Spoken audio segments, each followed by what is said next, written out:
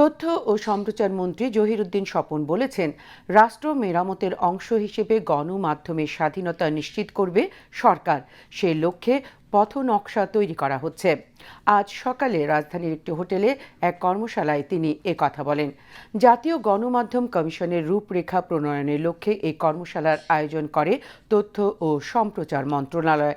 গণমাধ্যম জগতের সব অংশীদারদের প্রতিনিধিরা এতে অংশ নেন। অনুষ্ঠানে তথ্য ও সম্প্রচার প্রতিমন্ত্রী ইয়াসের খান চৌধুরী সরকারের ভুল ধরিয়ে দিয়ে গঠনমূলক সমালোচনা করতে গণমাধ্যমের প্রতি আহ্বান জানান। কর্মশালায় মূল প্রবন্ধ উপস্থাপন করেন প্রধানমন্ত্রীর তথ্য উপদেষ্টা ডাক্তার জাহিদুর রহমান। অন্যান্যের মধ্যে তথ্য ও সম্প্রচার মন্ত্রণালয়ের সচিব মাহবুবা ফারজানা উপস্থিত ছিলেন।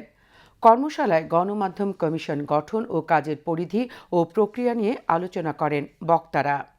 গণপ্রজাতন্ত্রী বাংলাদেশ সরকারের মাননীয় প্রধানমন্ত্রীর পক্ষ থেকে আপনাদেরকে বিনীতভাবে জানিয়ে রাখছি যে আমরা আমাদের এই সরকার নির্বাচনে যাওয়ার আগেই জনগণের কাছে প্রতিশ্রুতি দিয়েছি যে আমরা এই রাষ্ট্রকে একটা গণতান্ত্রিক রাষ্ট্রে পরিণত করার জন্য, একটা কল্যাণমূলক রাষ্ট্রে পরিণত করার জন্য যে সমস্ত জায়গাতে মেরামত করা দরকার সকলকে সাথে নিয়ে সেই সব জায়গাতে আমরা মেরামত করব। এবং সেই এরিয়াগুলির মধ্যে একটি গুরুত্বপূর্ণ এরিয়া হচ্ছে গণমাধ্যম। এবং সেক্ষেত্রে আমরা বলে রেখেছি যে আমরা গণমাধ্যমের স্বাধীনতাকে নিশ্চিত করব এবং সেই লক্ষ্যে আপনাদের সকলকে সাথে নিয়ে আমরা পথ চলব। গণমাধ্যম কমিশনটা যেন শক্তিশালী হয় এবং জবাবদিহিতামূলক হয়, সেদিকে আপনারা আমাদেরকে পরামর্শ দিবেন। আমরা ইনশাল্লাহ সেই দিকে কাজ করব।